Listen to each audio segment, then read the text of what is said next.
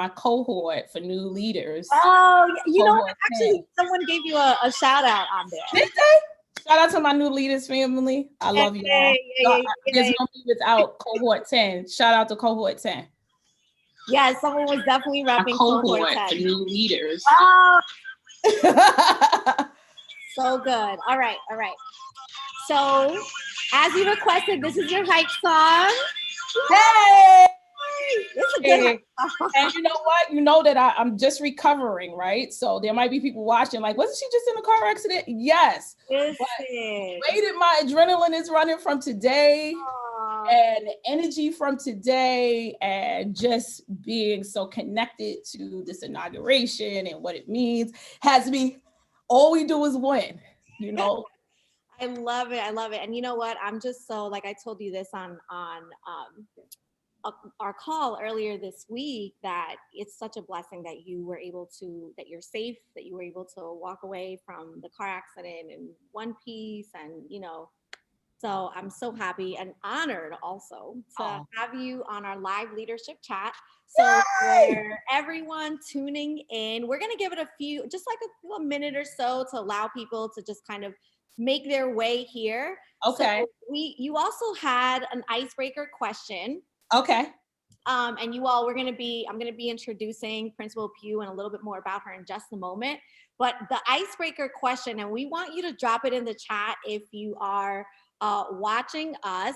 What do you want to be when you grow up? That was your question, right? And so, and I was like, oh, well, I'm grown, but like, you know, what do I want to be later on? So I'm curious to know just what was your thought when you said that? And then I have an answer. I'd love to hear yours as well. Because I think sometimes when we get to be leaders, we hit a wall and we forget dreaming. Or our dreams are so intertwined with other people's, right? Like other people's success. So I have a big dream for Merrick to be the most successful STEM high school, K through 12 school in the world. Like that's my dream to do, right? And that's what I want to be. But oftentimes our dreams are tied to other people and we forget to keep dreaming as leaders. We feel like we hit. So I have to keep remembering, like, I might be grown up, but there's still a lot more growing and growing up to do. So that's why I love that question, because it helps you tap back into the things that are so important to you along your journey, because growing doesn't always mean that we're totally grown up. So what do I want to be when I grow up? Yeah. So what do you want to be when you grow up? And shout out to Dr. Johnson and Tanisha. They're in the house. Hey, that's my family. Hey, family. Hey, Tanisha. Hey, what's up? I love them. Those are my partners in the work, and we're doing the thing. What do I want to be when I grow up? I want to be Kamala Harris. I want to be Kamala Harris. No, I mean, I want to be her. But no, I want to, like, if I could sit back and be able to cultivate leaders of color, to run schools where the children are predominantly of color, and be a source of wisdom and support and help and love, because you know sometimes we forget, we talk about teacher and principal training and we just talk about like but sometimes you just need a hug, like, because some days I just need a hug. So I want to be that person that leaders come to and they're like, oh leader friend, tell us, impart all the knowledge. So that's what I want to be when I grow up. And it's so needed, you know, like so the higher up you go, it gets lonely, and frankly, particularly in a season like this, yes, there's just not enough support for the leaders at the top, who oftentimes, you know, are just, there have been tears, right? All the time behind the doors, you know, the nights that we stay up because of all of the worries and concerns of the work and the heavy responsibility that it brings. So I love that. Thank you for sharing. Raven said she wants to be a writer when she grows up. Principal. Yes, Raven. She's already a writer. Is she? Yes, I'm claiming that for her for 2021. Yes. And then Dr. Johnson, she said, hey girl, hey principal. Also going to be a sneaker collector with flat abs. Yes. Right. How many? I'm working on the flat abs too, but it's a long journey. We got a long way to go. I'm gonna need to 2022 for that, but I thought so. Claiming it. So when I saw that question, I was like, man, like I feel like I'm doing what I once wrote on a paper, and I like deleted it, and I was like, oh, your dream, that dream is kind of big. Then I went back and like I was like, no, that's actually what I'm gonna do. And so, but like fast forward, if I were to do something just fun and not have to, I don't know, I would be doing this. But I Yes. also I'd like to be on a little beach, have a little I don't know, like a little yoga thing, serve people, have drinks, music, all that stuff. Yes, and I'm coming. I'm gonna open up the hut next to you because so I keep a picture of my office, a picture of the beach in Anguilla, because I visited that beach maybe like 3 years ago, and I said to myself, I met two women who were city workers from New York, and they retired. I said, "This is who." Wow. So Okay. y'all don't have to come and get me We're from gonna New be on that plan. That's right. I'm gonna make sure there's a lot right next to my hut. Love it.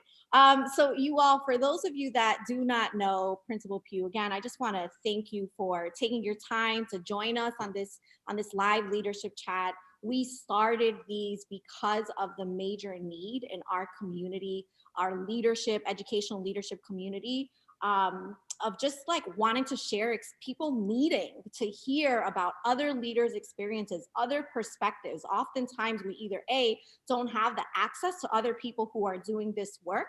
We don't have access to other perspectives. And this is a place of empowerment, of healing, of being like, wow, I'm not the only one going through that. And then ultimately everyone is able to hopefully walk away with some concrete next steps that they can take into their own practice. So thank you for being a part of this. Oh, thank you for having me. What an honor on such a historical day. Yes. Okay. So really quick, let's give an introduction. A few things. 21 years in education. Oh yeah. New York City. You mentioned new leaders for new schools being a part of the 10th cohort. Is that right? So shout out to new leaders. Yeah, new leaders. And you are currently the Chief Academic Officer and Principal of Merrick Academy, which is a K through 12 school of record. K through 8. K through 8. No, sorry, K through 5. I'm dreaming K through 8. K through 5, because I heard you say K through 12 before. Oh, that's what I want it to be. That's what you want. Yes. That's right. Manifesting it today for you. And I also love, so just share a little bit about anything else that you'd like for us to know about the amazing work that you are doing. I want to share some cool facts about you too that people should know. Oh, okay. Awesome. So I'm Samantha Pugh. I am a product of born and raised and has a little upbringing in Queens, but born and raised in Brooklyn. You have to say that, and anybody who's from Brooklyn knows why it's so important to say that. I'm a native New Yorker, been here all my life, with the exception of when I went to the illustrious Hampton University. Shout out to my HBCU grads in Hampton University. I'm an HBCU grad. I wasn't originally going to be a teacher. I went into education to be a lawyer. Like I wanted to be a lawyer. In fact, I knew that I wanted to be Jay-Z's lawyer. Like I was like, I'm going to be an entertainment lawyer. So I was either going to be Oprah or a lawyer. Read the book Invisible Man, changed my life. Promised my professor on that day he would, in exchange of him giving me an A+ in the class, that I would commit to education. And on that day, wow, I committed to education. I And love it. Love it. so yeah, so 21 years. I started as middle school teacher, and went on to help found the high school, and then got into new leaders, went to Fordham University, graduated from Fordham. I have a master's degree from Toro College in literacy. I have a master's degree from Fordham University in educational leadership, administration and policy. That was very long way. And so I just decided like, I'm going to be a teacher. Then I was like, I'm never going to be a principal. And then I just realized how so many decisions are made for our kids and for people that look like us without us at the table. Right. So I needed us to be, and not just us, like, but people who can reflect the voices. So my voices oftentimes reflect the children that I serve, not just my skin color, but my voice, my story. Yes. So got into education to do that. And then went on and became a leader, went through new leaders, became a principal in 2012 in the DOE, got sick of it, always wanted to open a charter school, took over and became a turnaround specialist. I've been a turnaround specialist, which all of my career. So I don't normally stay too many places too long because I go in and turn them around. I've also founded a high school in the Bronx. And now I'm the chief academic officer and principal of Merrick Academy, Queens Public Charter School, one of the oldest charter schools, the very first charter school in Queens and the oldest. Wow. One of the oldest in the city. And one of the only charter schools that's led by people of color, all the way from the board to the leadership team down. Wow. Mhm. Like in the city of New York and In the city of New York, yeah. City. Yeah. Wow. That is powerful. You know what? I want to just name for a moment. You were going to say something. No, I said extremely powerful. Very, very powerful. I just want to name something for our viewers because, you know, I'm all about like the metacognition. We got to name what's happening right now in the moment. You did such a beautiful job of like telling your story so briefly, walking us through and painting the picture of your leadership story. But then also something so critical that you did is you shared your why, right? Yeah. And that is so critical when we show up to these places. So I just wanted to, you know, just send you some love that way. I Right? also My why is authentic, right? Like I don't have to separate my why because when your why is real, you don't really always have to separate it and tease it out. It's built in what you say. You should feel that. Yes, yes, I love it. So I thought it was interesting in the cool facts. So if you've been following us on Instagram, you're probably here because you either follow Principal Pugh, she shared this information with you, or you follow us on Instagram. And we share the cool facts of our speakers. One of the cool facts is that first grandchild on both sides to graduate from college, Yes. over 60 grandchildren. Yes. Can you imagine? Yes, I over 60 because I think there's 54 on my mother's side, and there's more than that. I haven't done the final count. My cousin is gonna kill me. She's in the chat, but yes, over 60. The first on both sides to graduate. My goodness. So you know, you're obviously, you know, breaking grounds in your own family. Yeah. And let's go deeper and link this to Inauguration Day. Okay? So here's it's Inauguration Day. End of the era. Yes. Yes. By the way, someone said, "Love that shirt." That is. Thank you. Where did you get that shirt from, by the way? Power in Black tea. They're gonna have to pay me for this, but Power in Black. I was gonna say a quick like plug. Yeah, an internet website. If you hit me up, email me out. There you go. Love it. So historic moment today, Inauguration Day. We know, I'd love to hear your experience as a school principal. Just what did this look like for you? What's on your mind? What's on your heart? And then just kind of sharing, we'll shift into sharing briefly, just what are some things for the principals out there who are trying to grapple with, how do I do this? Or what can I do? We'll share that as well. And if you're in the chat, drop what you did today. Right.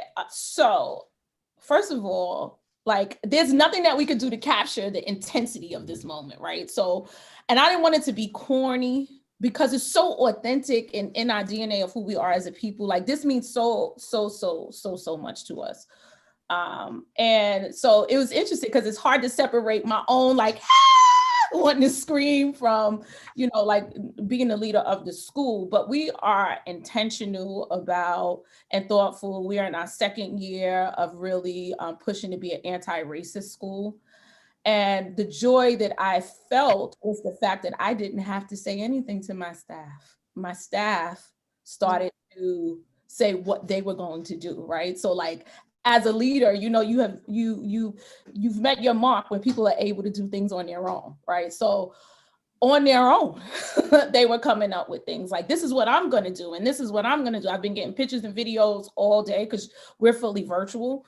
So it's also hard because if I was in the school building, I would have the kids see me in my pearls and my chucks, and I could see me running around. And the fact that we're not in the school building, and the fact that my teachers have been so creative today with all the things that they did. So Wednesdays for us is Wellness Wednesday. So we created one day of the week where kids and teachers have a day to like breathe. My teachers will probably tell you they don't get to breathe because we still have more stuff for them to do. But this morning we did a whole assembly showing pictures, and all week it's been about inauguration. This is our first year of our Black History class for our K through 5. So to see our kindergartners reciting some of the things and knowing that the Bible belonged to somebody else, it was just so much. So our teachers really took charge of it, and I just got the joy to sit back and watch all the emails of the wonderful things. We also created a space today for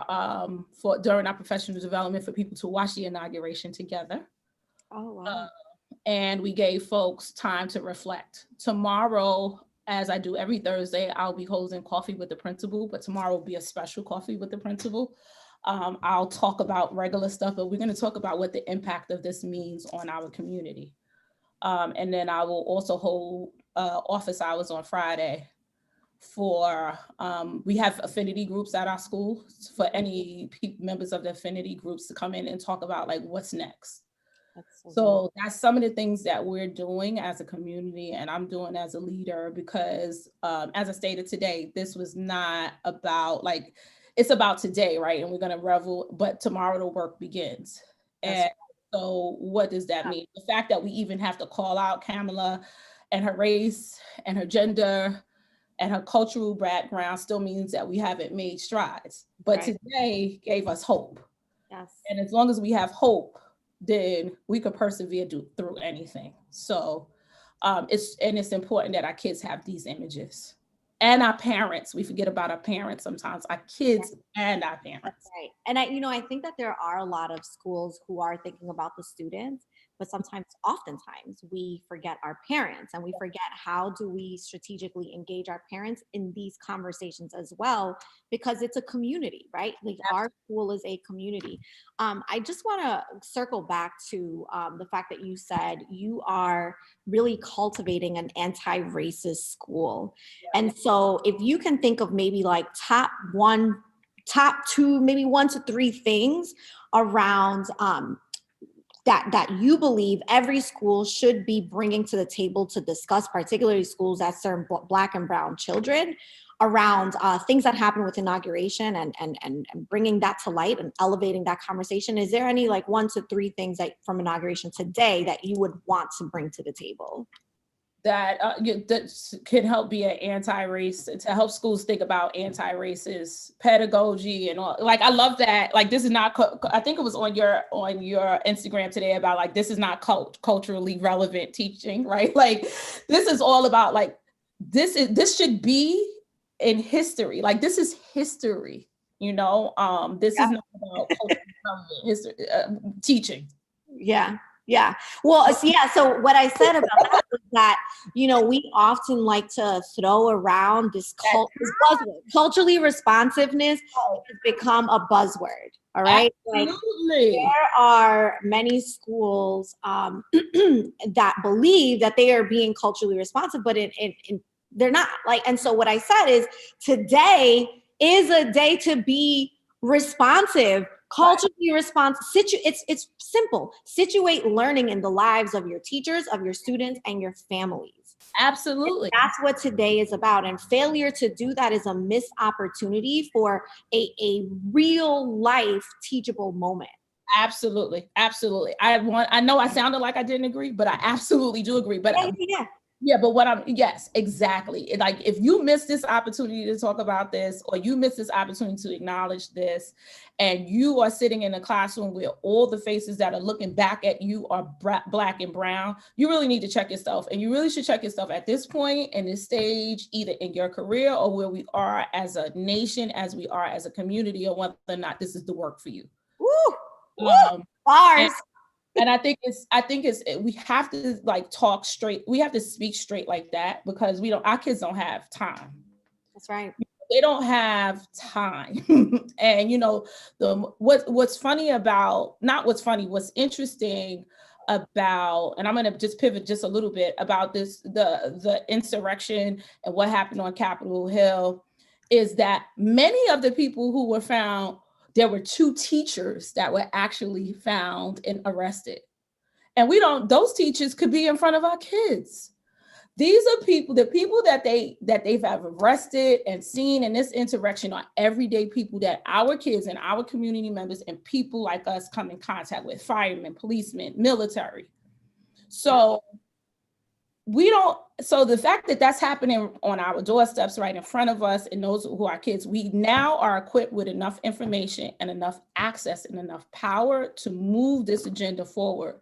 And if you at this point are still finding yourself with this historical day and with those brown faces in front of you, and you don't think you should take the time out, this is not the right, and that is not the right school for you. So Yes. to bring Yes. it all together, it's like, because we don't have time. So you have to, so if I had to say one thing, have honest and courageous conversations. You Yep. know, I know courageous conversations is this token term, which I think is awesome. I actually like the book and follow it. But we have to have the courage to be authentic and have the conversations. The reason why I think we're successful and we still have a very long way to go is that I'm unapologetically Black with my people. There's no, and I wasn't always that way. You know, I kind of like calmed myself down and kind of like, polish, quote unquote, polish A lot myself. of us have been Right. societalized. Exactly. And that, and what I realize is that I've been permissive in that type of behavior when I've been that way. Right. And complicit. And I will no longer be complicit on the backs of my kids. Wow. So you have to speak with that level of authenticity, and being unapologetic about who you are in relationship to your kids, right? So like my thing is, yes, I'm a Black woman. I'm a Black woman who's come a very long way. I'm a first generation college graduate and all of those things that come with it. And this is my passion and this is my work. And it is my passion in my work. And it is for my kids, because this is the type of passion and love my kids need to have when they come for these type of backgrounds. And if you ain't got it for them, we don't have time. It's not it. It's not it. And I start off with every PD every year, and I say that if talking about race and the kids that you serve as a race makes you feel uncomfortable, you should make a decision today, because you're going to be uncomfortable every day that you're a teacher at this building, as long as I'm the leader. Powerful. I hope people are taking notes. This is powerful. Yeah. So but you have to be okay to say that, right? And then I think one or two things are going to happen, or 3 things. People are going to respect it and follow it. People won't like it and leave, which is a good thing for you. Or people will start to figure it out, right? It's the McGregor's thirds. But the powerful thing is that you got 2/3 that you can move with.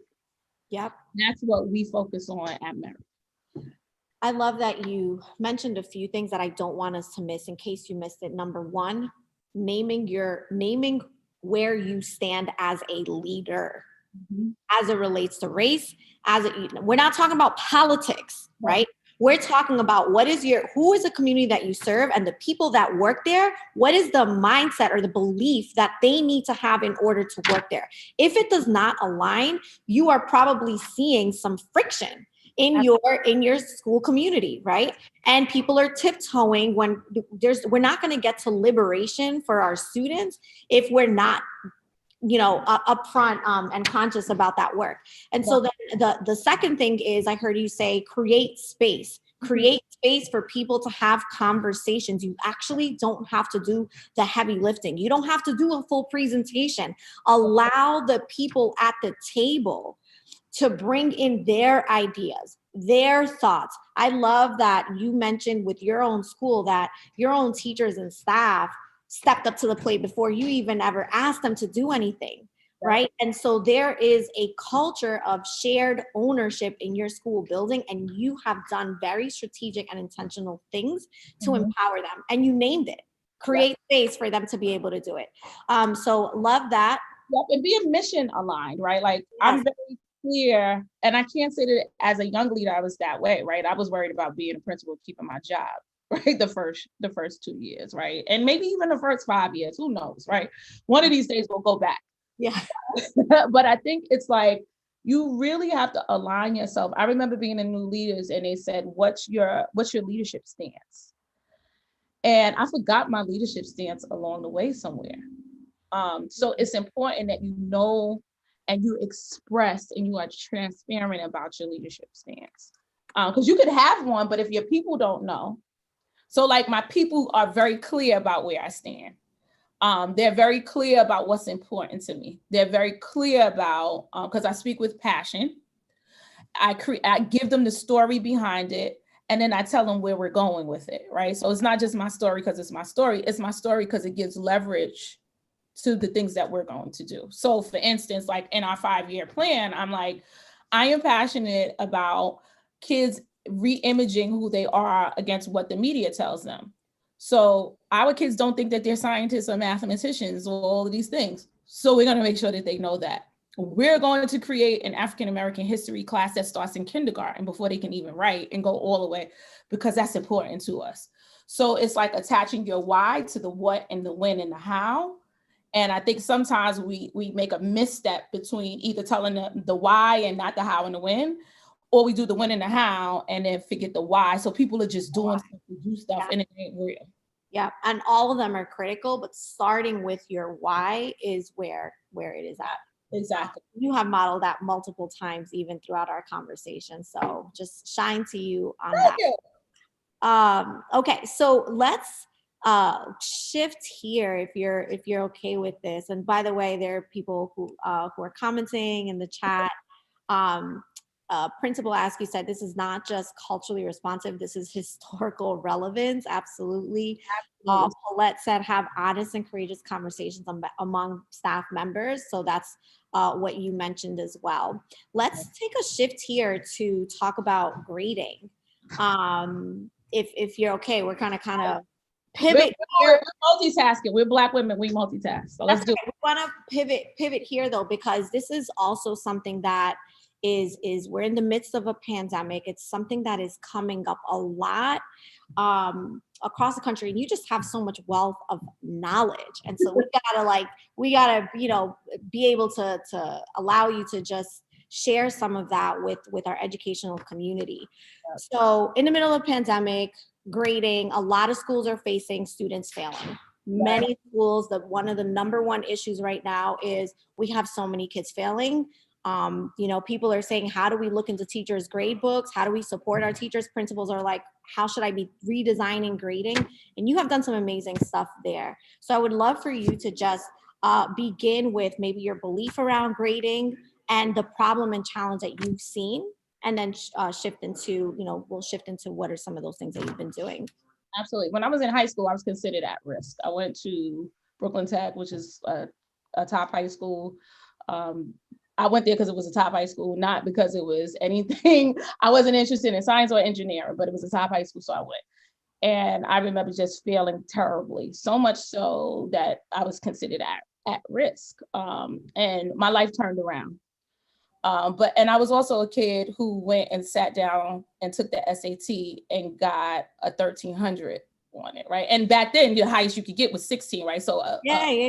That's coming out the gate, taking a 1300. So I remember looking at my report card, all 55s, and looking at this and looking at these SAT scores. So much so that Hampton University actually sent me scholarships because my SAT scores, but when they got my grades, didn't accept me into the school because my SAT scores were so off the rails, but my grades were terrible. Wow.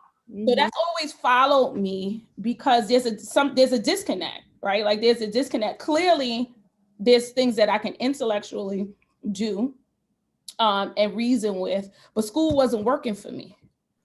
And only a couple of people in my school journey took the time to figure out what is it that wasn't working for me. And that ultimately changed my life. So I always wanted to create a school that replicated the things that people did for me, that pushed me along the way. That was that was too few and far between. I want my kids to feel that every day. That thinking outside the box mentality was what you were given, and now it makes so much sense. I know you're about to share it around how you have started to think outside of the box with your school community and things that you're doing during the pandemic. So my kids, and so I've always been this proponent and been doing a lot of research around grading, like I told you, so I always knew that we were going to do an overhaul of grading at Merrick. Um, but I was trying to go slow. You know, they teach you as a leader when you're turning around to go slow, to Right. point people at a rate that they can stand, right? So, Yes. but this year forced us to do it, which was great. And it forced us to really take a look at and overhaul our entire way that we grade. Like I said, it's still a work in progress. We aren't exactly where we want to be, but we're certainly not where we were. So it had us look at one, equity, right? Like equity is in our face. So what do kids have access to? Who has access? Who doesn't? Who has more help and support at home? Who, like understand who our kids are. So each one of our teachers built a profile for kids, knowing who they were. And then we did a community read around grading. We read ASCD published a study in May around, I think it was either May or April of this year, around COVID and grading. And we did that as a community. We read that. We read some other articles as a community. And I was intentional about that because I knew if I went into with the whole everything going on with COVID and said, and on top of all the things you have to do, teachers, we're going to change how you grade. So I brought them into the system and they read it. I asked for reflections and that changed the game for us. So we now are looking at alternative ways to reach kids who we can't reach. Mm-hmm. So structurally, before we go there, okay. Structurally, because you're about to drop some more gems, I want to take the opportunity to name something really strategic and intentional that you did for any principal, even any leader in or outside of education. You did something key. You're a turnaround specialist for a reason. And you mentioned we did this article. You anticipated, you knew that in this season, like your teachers are like, yo, we're already doing enough, right? So you knew that. You gave them an article to read, which is, if you understand adult learning, then you understand that adults need to be able to read a little bit, to do the unpacking themselves, the thought that they have to do the heavy lifting around them, which is absolutely key when it comes to building consensus with any kind of change. You were building consensus in that process. Then you created a space for them to be able to reflect. If in any kind of change, we are not creating those spaces for people to reflect and to do even if they don't agree initially, everyone is not always going to come over initially, but you did that. And I know you're not even thinking about that, but I like to pull out specific things for your audience because that's a key part of change management. What it was powerful because like I have chairs of leadership. So like I had grade level chairs and I just said to them, what do you think about grading? Because they were talking about like kids that couldn't get on and things and that. And I was like, so what do you think we should do? So last year we started off with giving like incomplete for kids that just couldn't complete the work. But we felt like that still wasn't enough. Like we're not going to give it incomplete unless we start to have a system around feedback. Our parents need to know, because our parents will also complain, like, we don't even know how to help our kids. We don't know what they don't know. So our parents, so the strategy pretty much was, we want to move to mastery-based grading. And in this case, standards-based grading, so that our kids are very clear about how they're being measured up against standards. It's not our end all be all, but it's something for them to, and it's a great way to have for teachers to have conversations with kids on like, what does it mean to get to mastery and all of those things. And it's a great opportunity for our teachers to think about it, because what's cool about it is that our kids are rethinking, but what has changed for our teachers is amazing. Like they're like, oh no, we're not going to give them a 60. We're going to give them another opportunity to retest. We're going to give them another opportunity. That right there. And we know that the traditional mindset around that is, you don't pass the first time. Oh, well, too bad. You fail, we move on. Yeah, but that's not the mission and vision that we have at Merrick. Like we're relentless. We are relentlessly about growth. We don't stop. When kids fail, we fail. Yeah. So like that mindset, like, well, if they didn't do that, if they didn't do it, so whose responsibility is it? If they didn't learn it, whose responsibility is it? Right. And if you don't know what they need to learn, or if they don't know how they need to learn it, then how can we So we did a total overhaul. And Yep. it's amazing. Like I gave the teachers the articles, I gave them opportunities to talk about it. I gave them samples of what other schools are, and I said to them, now you come up with your own grading policy for your grade. Then they met and I was like, create the criteria based on the articles. And when I tell you, I sat on my couch and I had a little Denzel tear right here, like the Denzel and the little one right here, because like the things that my teachers were coming up with on their own, I was like, ah. So we've done a really good job, and parents are happy because it also gives kids a different opportunity to re-enter, because 0 means that you can never come back. So we don't give out zeros. Any kid that gets anything under 65 is not there yet. That's the grade that we give them, not there yet. And we're intentional about that language with yet. And then we give them opportunities to make up the work. And then for our kids that can't even access, we have different, we just established a night school for parents, for kids of parents who are essential workers who can't be available. We also have a learning center. We turned our school building into a learning center. So right now we have 100 seats of kids, of families that express the need.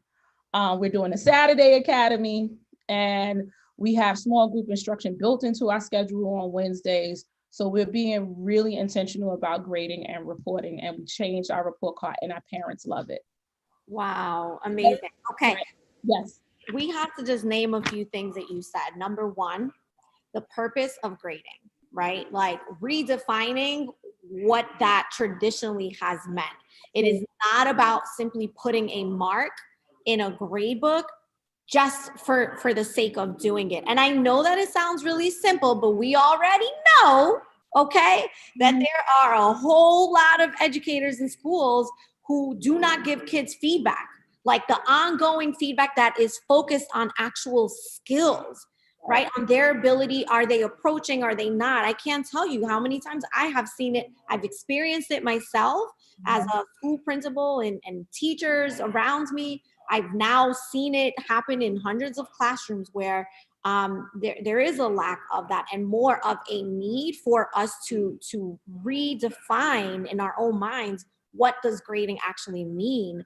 Usually it's just a way of controlling and filtering, right? Like it's that filtering. So we filter out the top, we skim off the top, and then the rest just goes, right? And yeah, we'll talk about equity, right? And it's like, so that's why we have this curve, right? So it's the kids on the top and then everybody else is somewhere. And it's like, no, like that's not how we're going to do it. And you're not going to punish kids by giving them a 0, right? A 0 means you can never come back. I said to my teachers, imagine if you didn't do something. Imagine next week I do an observation and you get a 1 on your observation and you get no paycheck for 6 months. Yep. That right there. Imagine that would happen. You know, like that never happen. We have to do that sometimes as principals, right? Like we have to remind teachers of the grace that is also given to them, and that extends to, it should extend to our students. You mentioned language around not there yet. Yep. Super key, right? So how a thing here that I just want to throw out to our audience is, as a school principal, as a teacher, how can you begin integrating, if this is not a part of the language that you are using in your classroom right now, how can you integrate the not there yet?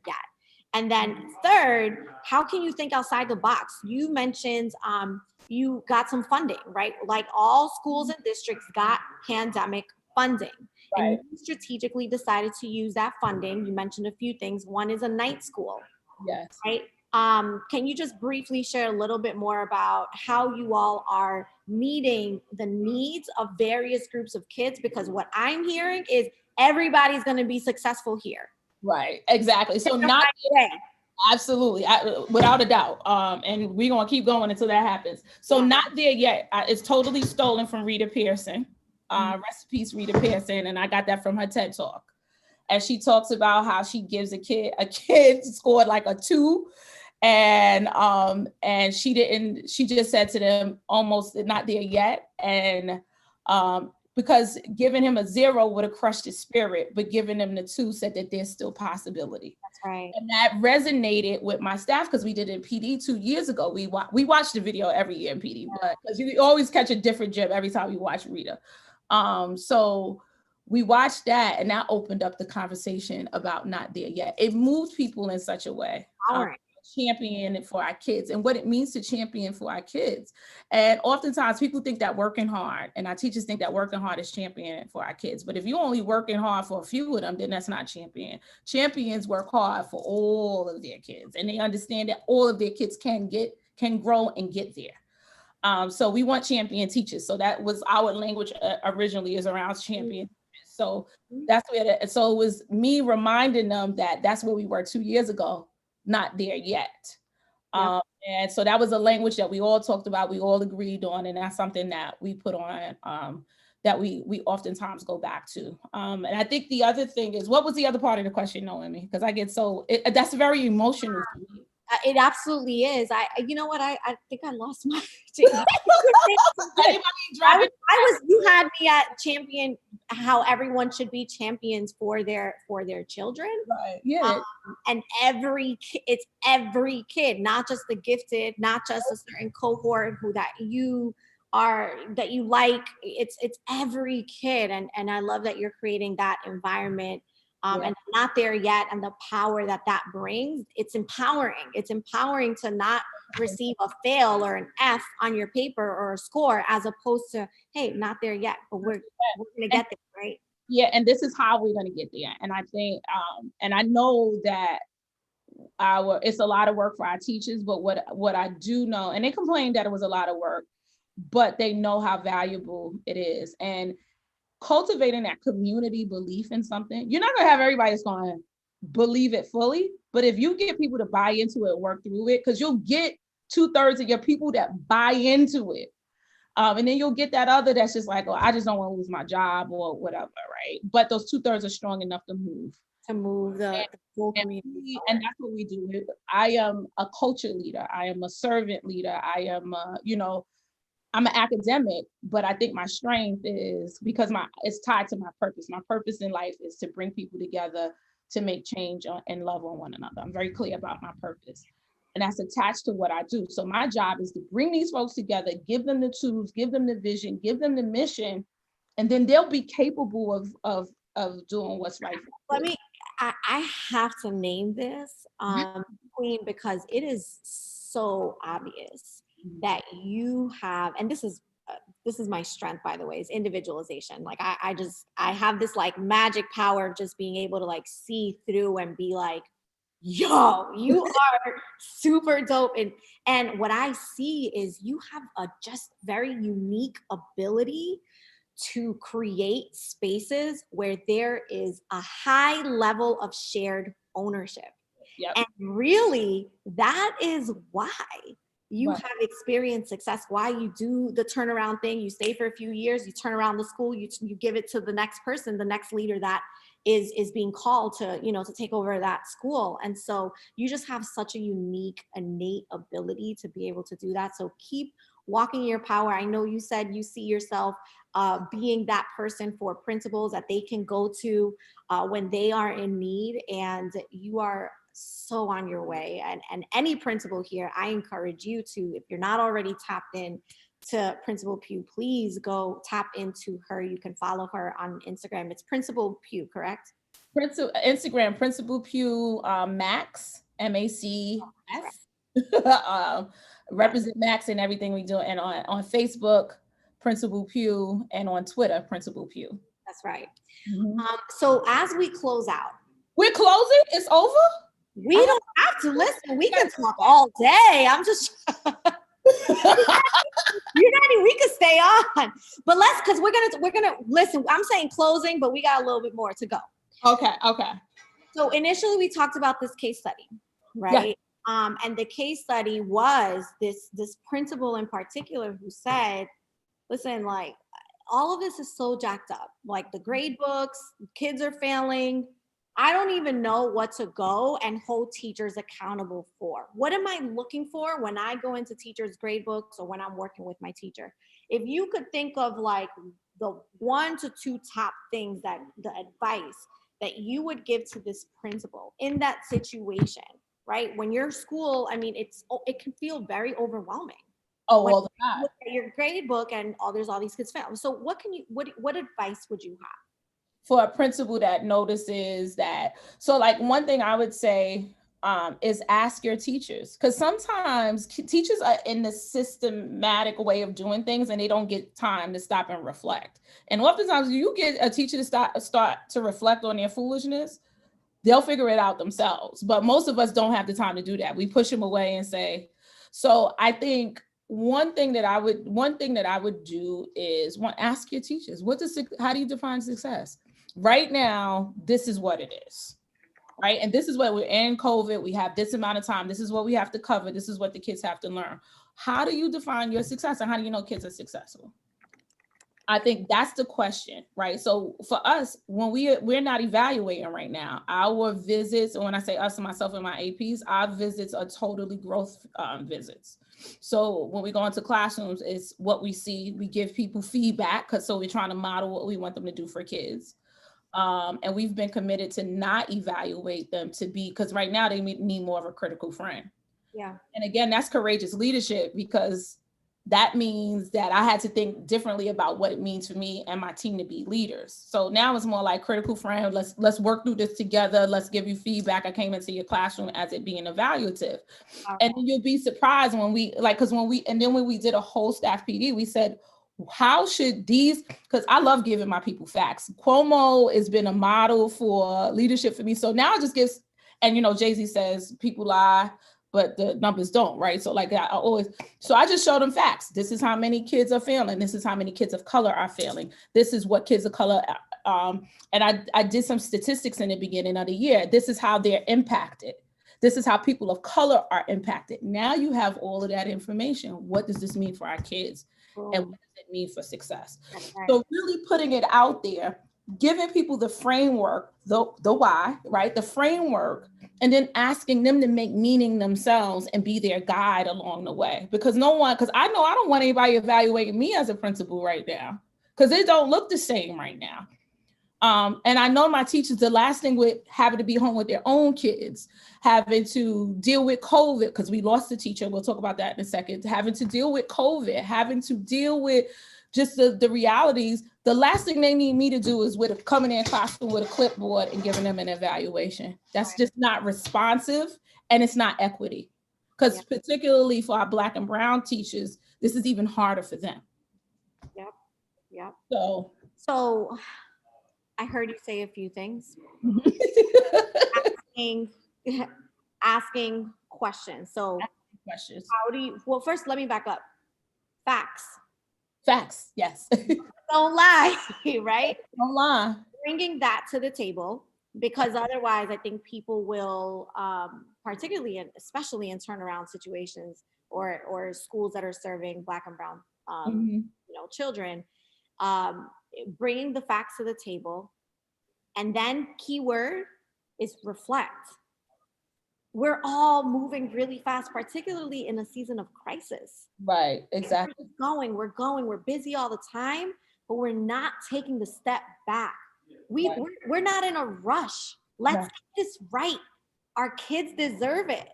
Right. So it's not about teaching subjects, it's about teaching children. That's right. Or to test, not about teaching tests. Right. It's not about teaching math, it's about teaching children math. Yes. But oftentimes we teach math to children.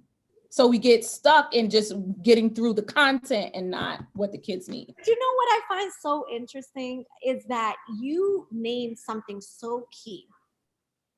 And the reason why I believe that I'll say it in a moment, but the reason why I believe teachers struggle to put students before tests and before the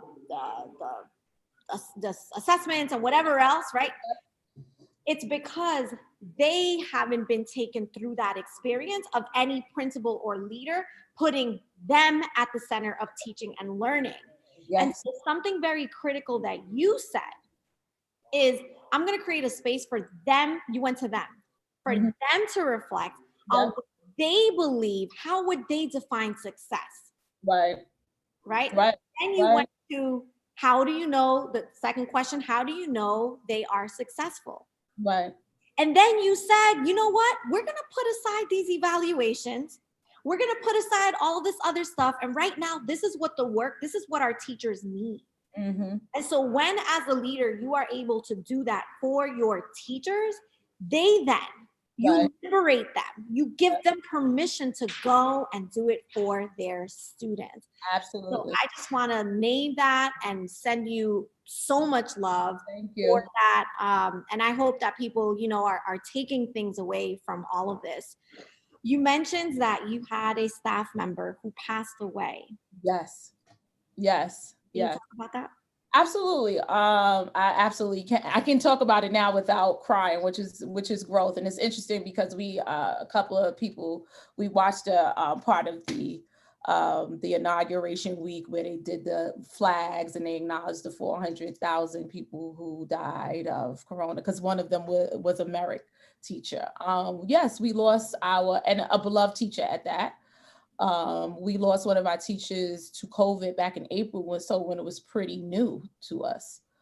And she was 6 months pregnant and a leader and just like a fierce leader and just a fierce woman in our school.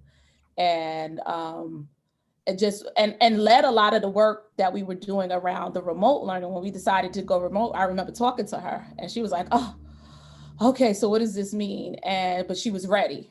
And she had a cough. Everyone in her house got COVID, but she happened to get sick and went into the hospital and never came. So it came home.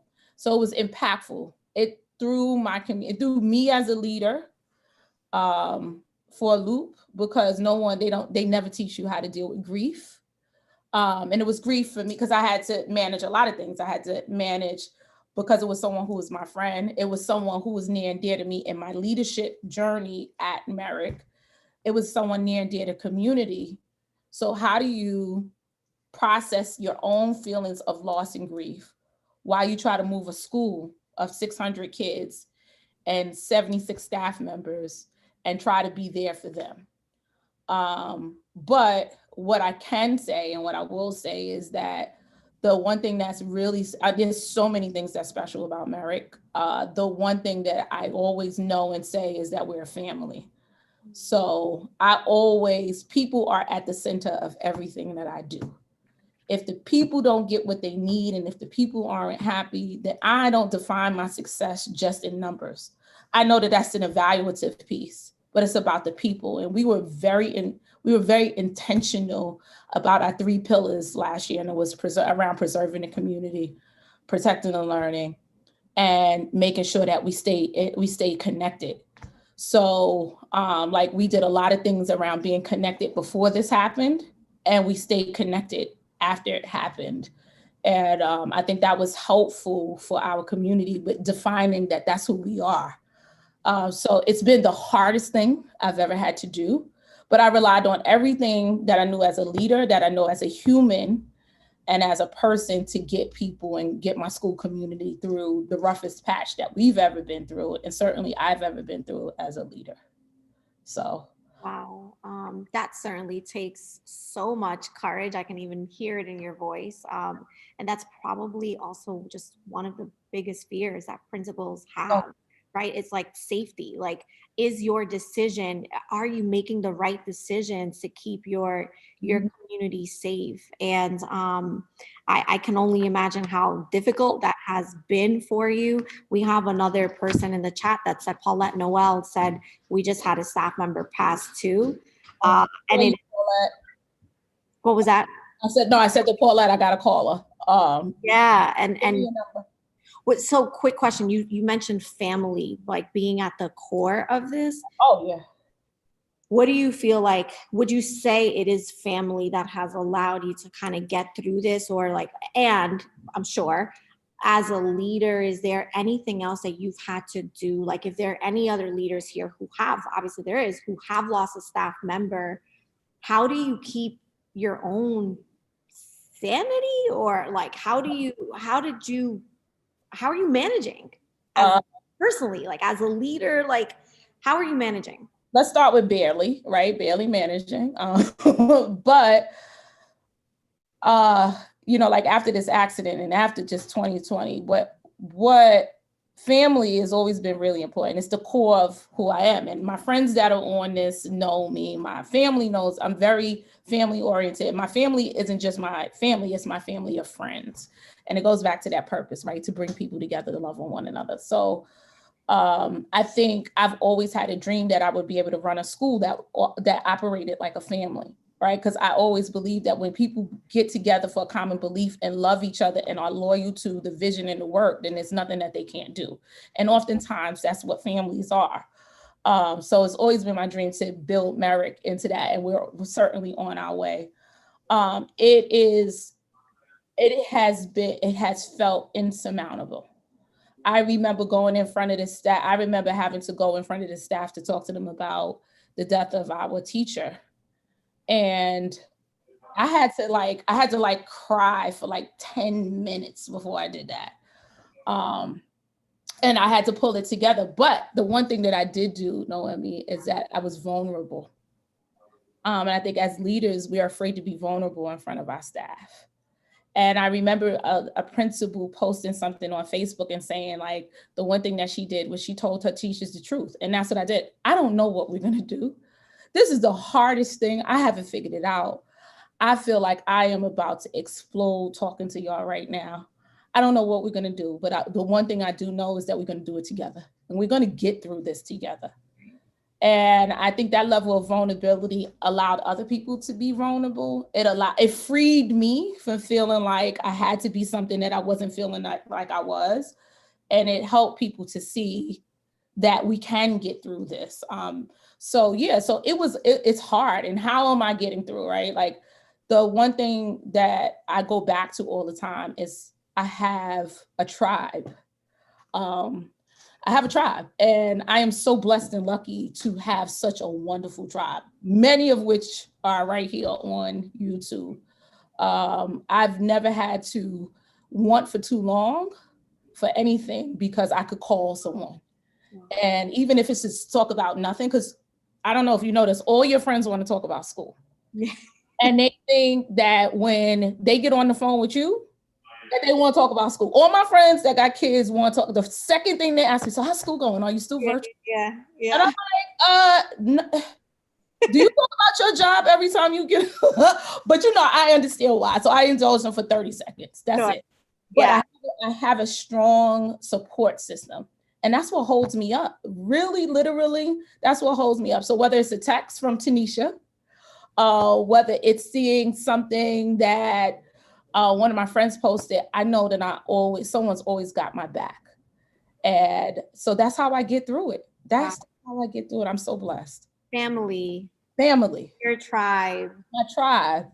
I love it. And it's vulnerability. You mentioned that. And that is something that we have a leadership cohort is for principals and district leaders, women of color.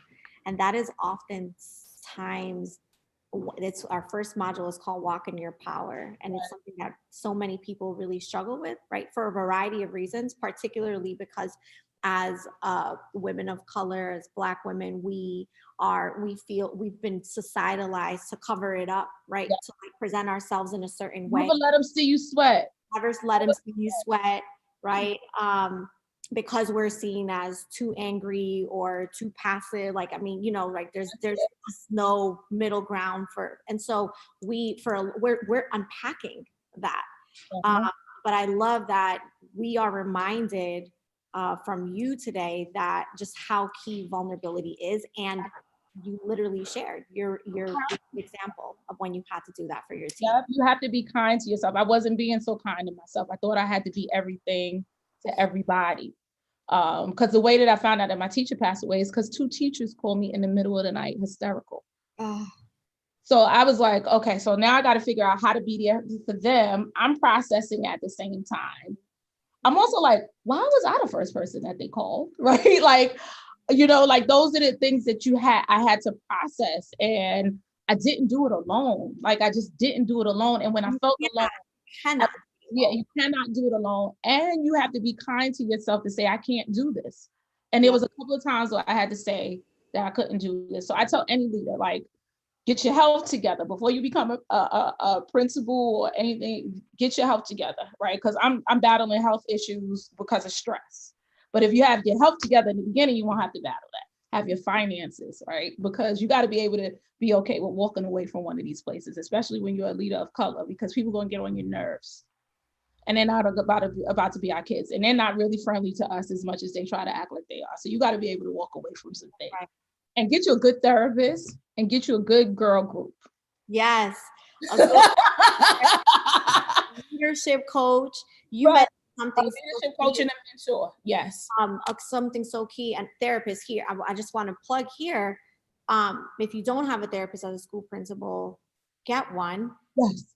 Therapist, life coach, a leadership coach, any one of those, particularly because a lot of people don't realize that they're going through trauma. When I was turning around as a school principal in South Carolina, I'm the first Latina principal of South Carolina, and, which is crazy. Like I say that at first I was like, oh, I'm not going to tell people that, but I say it because it just goes to show how behind right people are. Mhm. But we often are experiencing trauma and we don't even know it. Yes. And to your point around the whole wellness piece, we constantly we somehow have convinced ourselves that we have to put ourselves last to Uh, go, and it's a superwoman, they call it the black woman's superwoman syndrome. absolutely. But that cake gets heavy. That's right. That cake And gets then our health starts taking a toll. And in my last year there, I can't tell you how many times I went into a hospital for some like digestive issues, and I had never had them before. But stress will get you there. And for me, my healing after when I repositioned myself and started this company, it was around my healing was creating this program for women, and we have wellness coaches in the like every woman gets a wellness coach. Why? Because we know dang well, we say, oh yeah, I'm gonna go work out. Oh man, I gotta finish this email. I got like 150 emails I gotta get through and I haven't, or how this many gym parent. memberships I had. I could probably buy a new car with the amount of gym memberships I don't pay for. But go ahead. Gym membership, but I never went for like Right, I'm like, years. Terrible, terrible. But you know what? I just want to thank you, Principal Pugh, for showing up to this space authentically, vulnerable, just being you. You dropped so many gems. You spoke, you are walking in your truth, and just know when we do that, when you do that, you are giving other people permission to liberate right themselves, to walk in their power, walk in their truth. So I just honor you and thank you so much for this. And do you want to leave us with anything? Do you want to share any last thoughts? I know you don't want to end this, Queen. well, Um, I'm back. You're gonna have me back, right? I'm gonna for sure. Oh, I'm cooking up some stuff, but yeah. I know. Me too. Don't worry. I'll talk to you. Um, I am so grateful for us. And if there's somebody other that's not watching that is not Black, I am so grateful. But I need y'all to understand that we need to have this moment. I'm so grateful for us. Mm, I'm so grateful to be one of us. yeah. And I'm so grateful for us. We are so like powerful and amazing and inspirational. And the things that we do and the potential that we have to get to our kids is it's insurmountable. So the power that we have, and this world and going through every day will have you forget about your power. Mm, We have so much power, and we have more power when we're together. So we're not gonna play into this myth. We're gonna support one another as leaders because we need each other, just like we need each other in everything else. America taught us that we needed Black women, and we came through right. for America, and we need to continue to come through for each other as leaders and for our kid at the stake in the lives of our kids, because they need us to be strong, and they need us to be together, and they need us to pull our power together. And I'm just happy to be a part of so many wonderful tribes, my Hampton University tribe, my leadership tribe, my folks that are on here now. You know me, my new friend. And I'm just proud to be a Black woman, a leader, a school leader, and an inspiration to children. And it will always be a part of my DNA and everything that I am. So I thank you for giving. this opportunity. Thank you. Thank you so much for being a part of this space. And you're right. We're already in the same tribe, sis. You can't get rid of me. That's it. Just That's it. Gang, gang. thank you everyone that tapped in, whether you're tapping in now or you're tapping in later. Make sure you subscribe to our YouTube channel, The Pavone Firm. We got like 40 followers, y'all. We're gonna get this to 100 by the end of the week.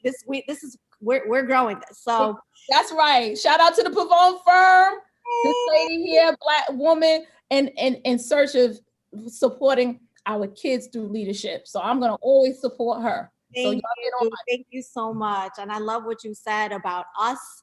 And God, you couldn't have said it. I'm gonna end on that. I'm not even gonna add anything. It was such a beautiful ending. Thank you. You all, they're saying, come on, therapy. Wu-Tang is forever. Thank you. Wu-Tang forever, yes. Thank you. Great show, great space. Hearts and Rainbow Sam, carry on. Tanisha said that. Oh, love you. Amazing. Oh, thank you. Thank you so much. And we'll be in touch. All right, we'll do. See you. Take care and get some rest. Take care of yourself. Take care. I will. Okay. Bye. Bye. Can you look up, Marlon? Say cheese.